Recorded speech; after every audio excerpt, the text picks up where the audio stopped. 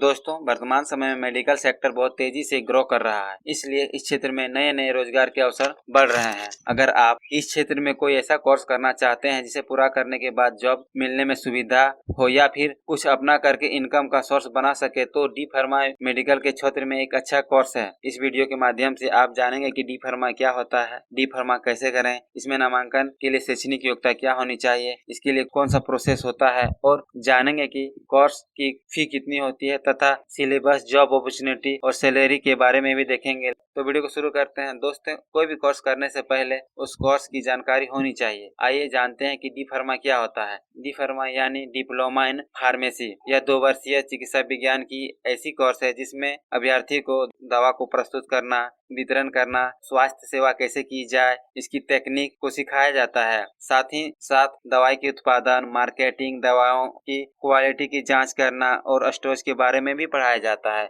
India में D pharma course को pharmacy council of India यानी पीसीआई के द्वारा रूल्स रेगुलेशन के अनुसार नियंत्रित किया जाता है। अब बारी आती है डी फार्मा कोर्स में नामांकन के लिए शैक्षणिक योग्यता के बारे में जानने की। तो इस कोर्स में नामांकन के लिए इच्छुक अभ्यर्थी की शैक्षणिक योग्यता 12वीं में फिजिक्स, केमिस्ट्री, बायो या मैथ से 50% अंकों के साथ उत्तीर्ण होनी चाहिए। नामांकन प्रक्रिया के लिए बहुत से प्रतिष्ठित संस्थाएं एंट्रेंस एग्जाम का आयोजन करते हैं, जैसे यूपीएसई, जीपैट, जी फार्मेसी, एयूएमई, एयूएमई, पीएमईटी, सीपीएमटी इत्यादि प्रमुख प्रवेश परीक्षाएं हैं। डी फार्मा कोर्स के लिए कोर्स फी की बात करें तो सभी संस्थानों में कोर्स फी अलग अलग निर्धारित होती है। यदि आप सरकारी कॉलेज से करते हैं तो आपकी फीस लगभग 25 से 30 हजार रुपये लगेगी। वहीं प्राइवेट कॉलेज में आपका फीस लगभग 1 से लेकर 1.5 लाख रुपए तक लग सकते हैं। आइए जान लेते हैं कि 2 वर्ष के पाठ्यक्रम के अंतर्गत कौन कौन से विषयों को पढ़ाया जाता है। तो फर्स्ट ईयर में pharmaceutics, biochemistry and clinic pathology,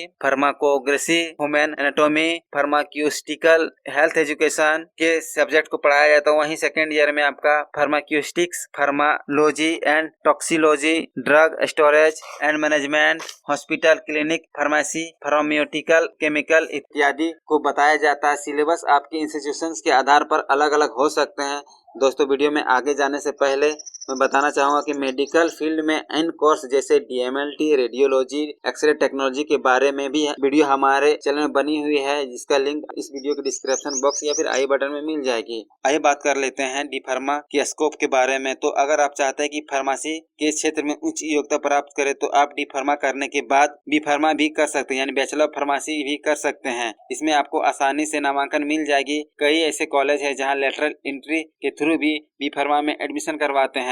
अब बात आती है रोजगार की संभावनाएं के। तो डी फार्मा कोर्स करने के बाद रोजगार की कमी नहीं है। इस कोर्स को किए हुए व्यक्ति निजी या सरकारी अस्पताल, स्वास्थ्य केंद्र, क्लिनिक, दवा भंडार में कार्य कर सकते हैं। अपनी मेहनत के आधार पर चिकित्सा प्रतिनिधि, चिकित्सा ट्रांसक्रिएटिव, फार्मालिस्ट, रासायनिक जैसे पदों में आ सकते हैं, जहां प्रारंभ में औसतन सैलरी आपका 25 से लेकर 30 हजार रुपये तक की होगी और अनुभव के साथ साथ सैलरी आपकी वृद्धि होती रहेगी।